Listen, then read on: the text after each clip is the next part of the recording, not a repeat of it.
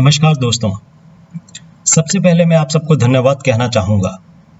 आप सबने मुझे इन कहानियों को आपके तक पहुँचाने के लिए लगातार प्रेरित किया है।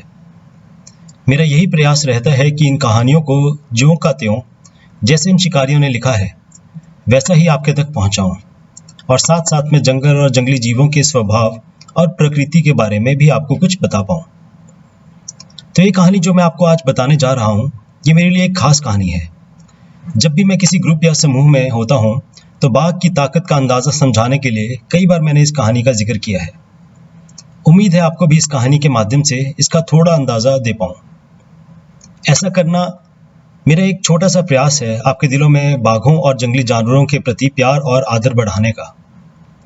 इसी के साथ कहानी को शुरू करते हैं। ये कहानी केनेथ एंडरसन की है। केनेथ भी जिम की तरह जंगल के तौर तरीकों को बखूबी जानते थे।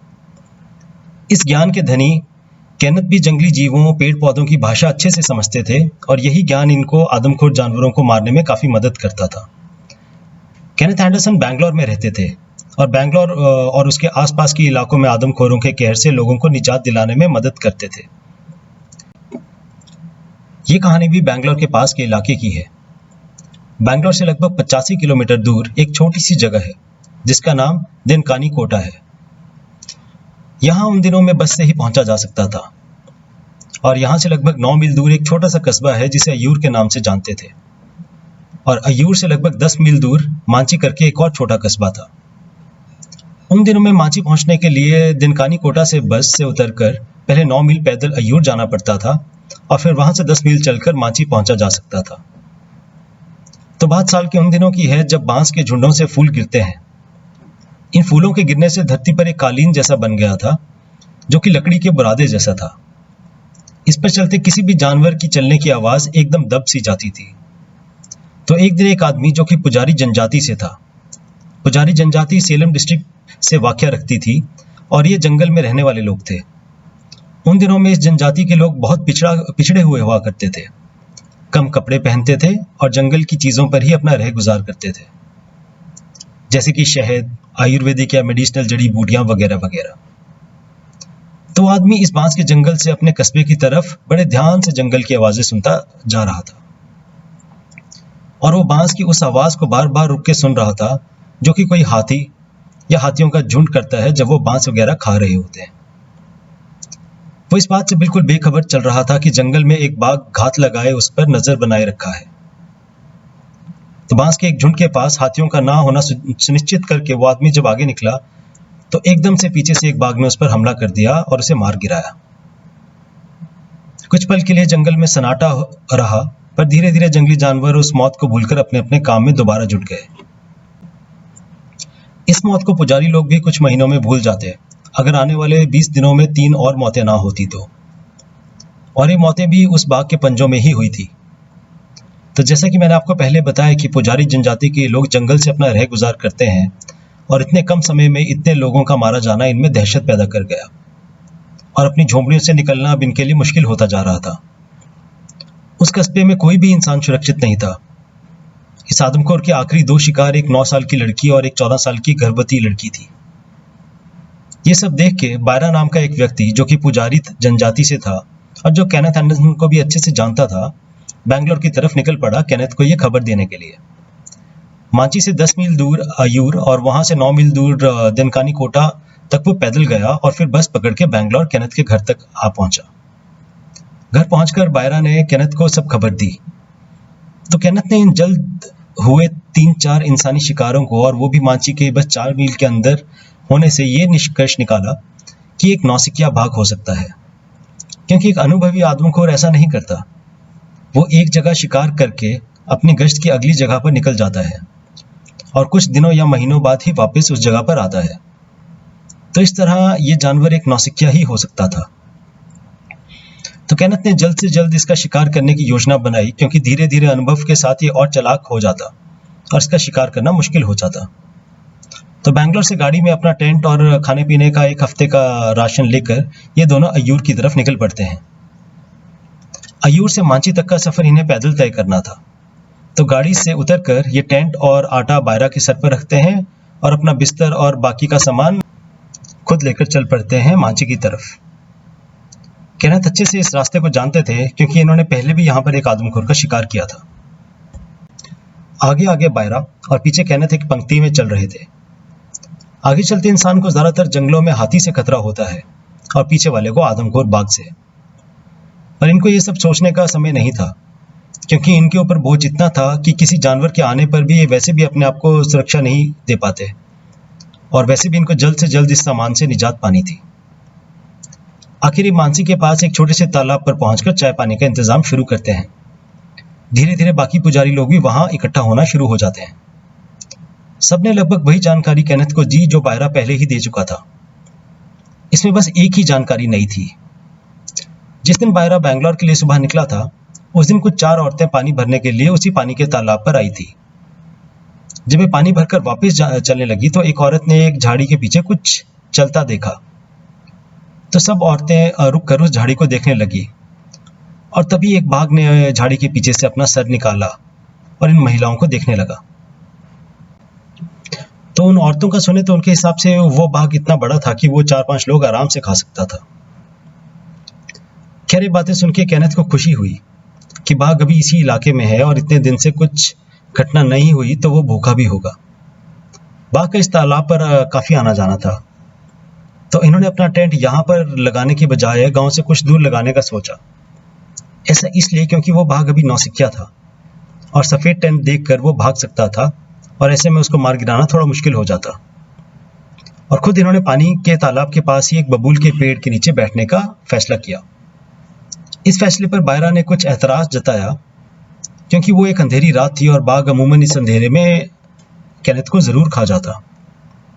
पर बिल्कुल स्थिर बैठने पर ये बाघ को चकमा दे सकते थे, ऐसा केनेथ का सोचना था। तो इन्होंने अपना टेंट गांव से थोड़ा दूर हट गई कटहल के पेड़ के नीचे लगाया और जल्दी खाना खाकर सूर्यास्त से कुछ 1 घंटा पहले पानी के तालाब के पास आकर उस बबूल के पेड़ के नीचे बैठ गए। रात होने से पहले कस्बे के लोगों ने अपने दरवाजों पर झाड़ियां वगैरह अच्छे से लगाई और अपने दरवाजे बंद करके अंदर से पत्थर लगाकर सोने चले गए। सूरज ढलने के साथ ही आसपास अंधेरा होना शुरू हो गया। एकाएक जंगल में लंगूरों की आवाज जो कुछ देर पहले तक साधारण थी वो अब डर में तब्दील हो गई थी और केनेथ समझ गए थे कि आदमखोर इसी तरफ आ रहा है।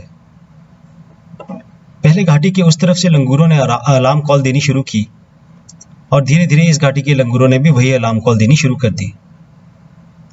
केनेथ खुशी से भर गए थे और वो जानते थे कि वो बाघ इस पल इसी तरफ ही आ रहा था। कुछ टाइम बाद तालाब की दूसरी तरफ से सांबर ने अलार्म कॉल देनी शुरू की और वहां से बाघ खड़ा हुआ। तो केनेथ समझ गए थे कि वो बाघ अब तालाब के उस तरफ पहुंच गया है।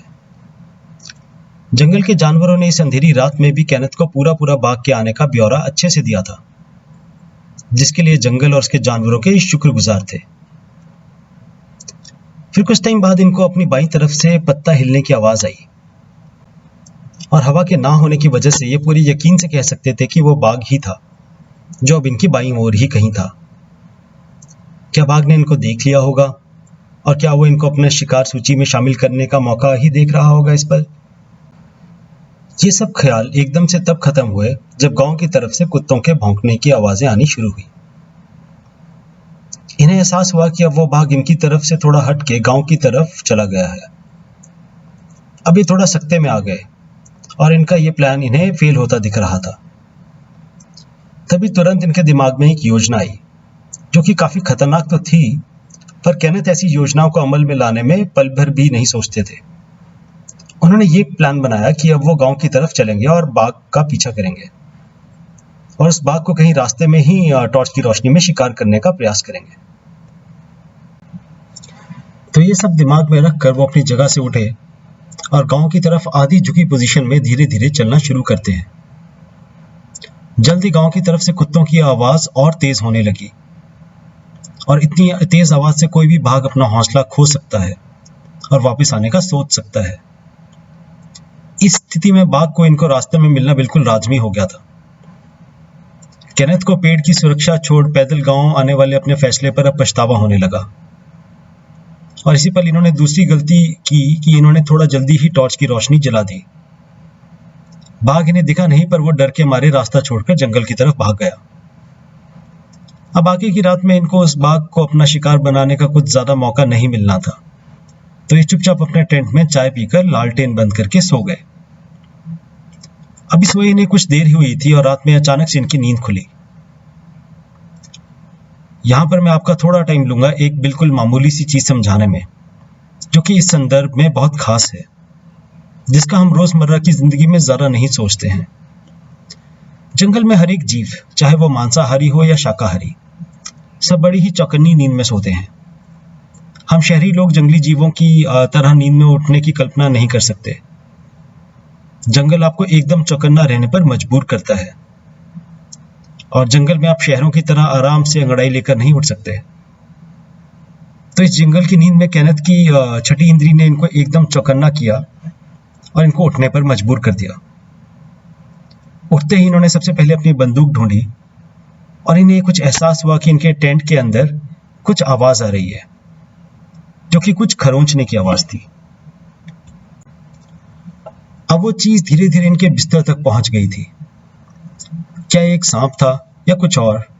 कुछ ही पलों में इन्हें यह स्पष्ट हो गया। मात्र 1 गज इनसे दूर इनके बिस्तर पर खरोंचने की आवाज आ रही थी, और वह बिल्कुल स्पष्ट हो गया था कि वो आदमखोर टेंट में जान गया था कि कोई इंसान सोया है। पर टेंट, जो कि उसके लिए एकदम नई चीज थी, वो आराम आराम से उसको टटोल रहा था।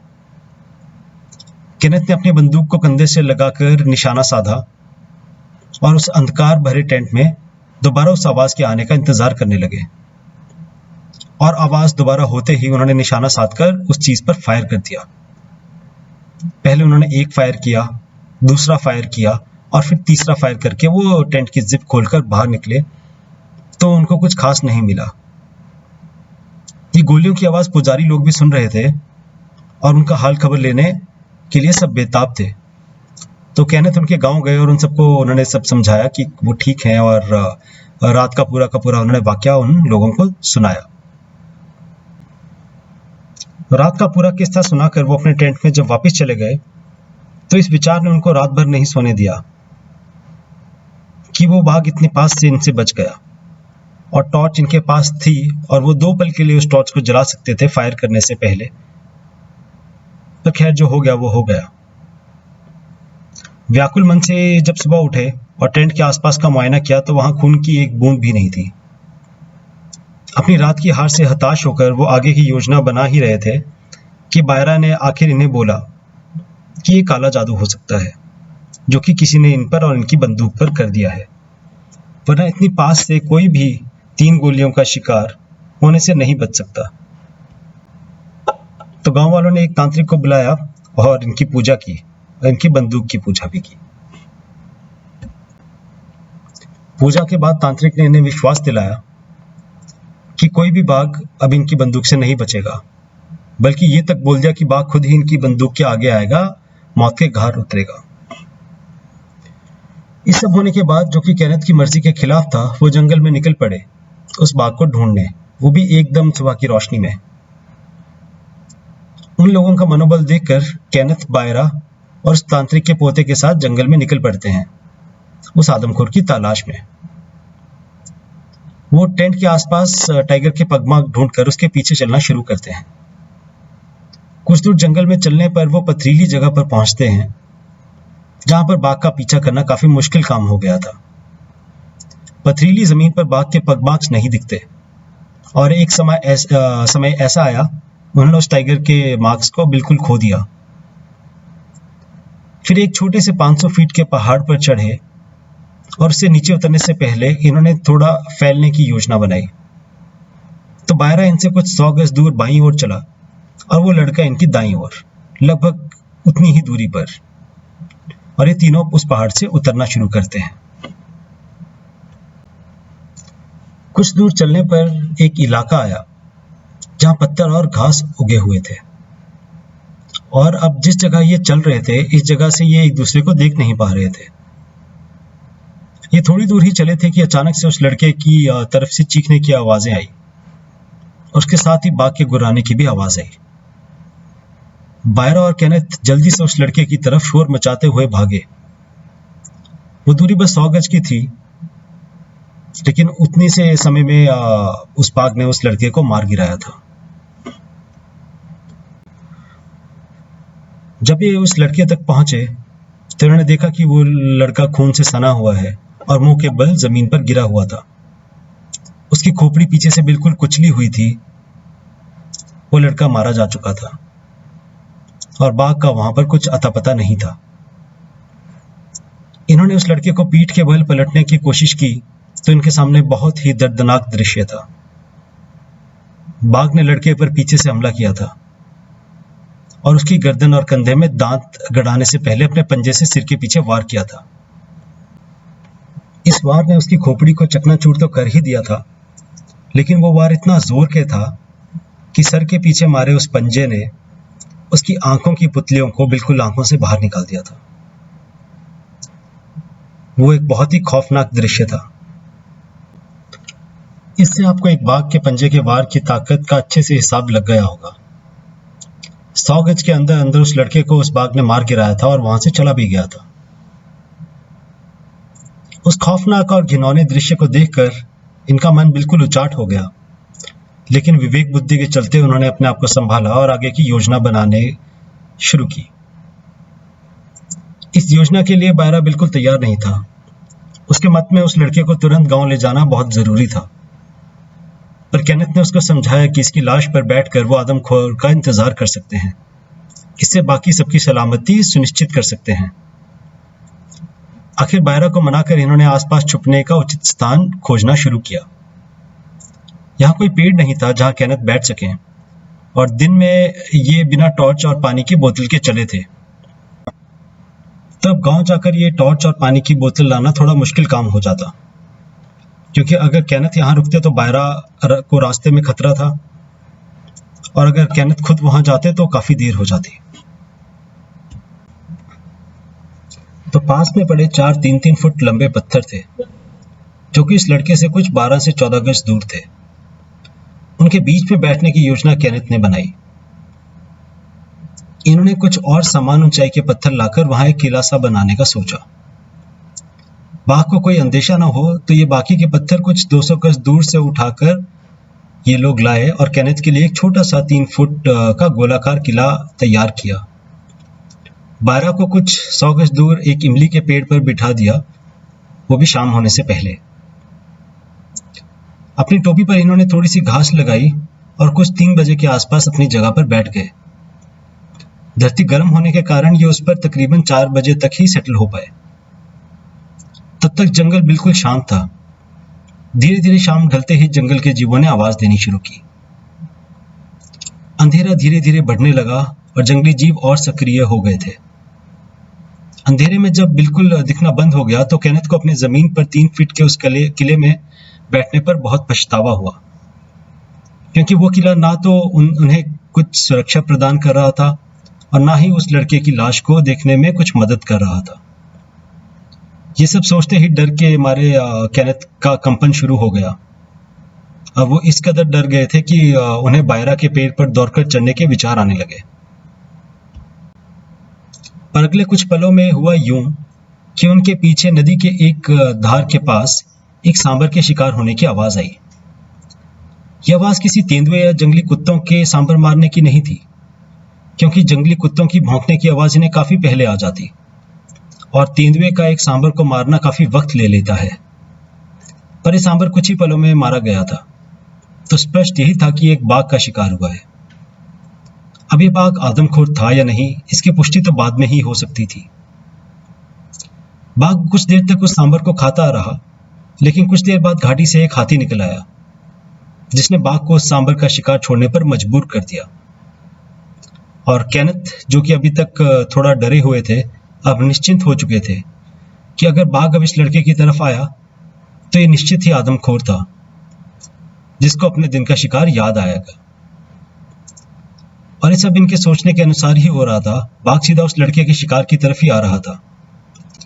हाथी के भगाए जाने पर वो बाघ बहुत गुस्से में था और वो अपनी मौजूदगी का पूरा एहसास जता रहा था गुर्रा गुर्रा कर, और उस लड़के की ओर आना उसने शुरू कर दिया, और ये करते हुए बिल्कुल भी सावधान नहीं था। कुछ देर में वो केनेथ को क्रॉस करता है और उन पर उसका बिल्कुल भी ध्यान नहीं पड़ता। वो उस लड़के तक पहुंचता है। लड़के के पास खड़े भी वो बाघ गुर्रा ही रहा था। केनेथ ने यही सबसे सही पल माना उसको मार गिराने का, वरना अगर एक बार वो बाघ खाने बैठ जाता तो वो थोड़ा चौकन्ना हो जाता। तो जैसे ही बाघ अब खाने के लिए सेटल होने का सोच रहा था, केनेथ ने अंदाजे से उस पर फायर किया। बाघ एकदम से हक्का बक्का रह गया और उसके सामने लगी झाड़ियों को उसने बिल्कुल तहस नहस कर दिया। केनेथ ने अब एक गलती की कि दूसरा फायर भी उन्होंने साथ में ही कर दिया। दूसरा फायर करते ही टाइगर को पता चल गया कि गोली किस तरफ से आई है और वो धीरे धीरे केनेथ की तरफ बढ़ना शुरू हुआ। सौभाग्यपूर्वक की दूसरी गोली बाघ की रीढ़ में लगी थी, जिससे वो केनेथ की तरफ एकदम लपक नहीं पाया। जल्दी से इन्होंने अपनी तीसरी गोली भी आदमखोर की तरफ चलाई और खुद उस छोटे से किले की दीवार को फांद कर दूसरी तरफ लपक गए। सौभाग्य से वो बाघ बस उनसे मात्र 2 गज दूरी पर ही ढेर हो गया था और केनेथ एक बार फिर उस बाघ का शिकार होने से बच गए थे। केनेथ की पहली गोली उस बाघ के पेट में लगी थी, दूसरी गोली रीढ़ पर लगी थी और तीसरी सीधा मुंह पर लगी थी, जिसने उस बाघ को बिल्कुल ढेर कर दिया था। इस तरह केनेथ ने मांची के कस्बे के लोगों को उस बाघ के आतंक से बचाया। इस रोमांचक कहानी का शीर्ष है द नोविस ऑफ मांची, यानी कि मांची का नौसिखिया। ये केनेथ एंडरसन की लिखी किताब द टाइगर रोर्स में दर्ज है। अगर आपको ये कहानी पसंद आई है तो इसको जरूर लाइक कीजिए, और आपको मेरे द्वारा बनाए गए कंटेंट पसंद आते हैं तो मुझे सलाह मशवरा जरूर दीजिए। धन्यवाद।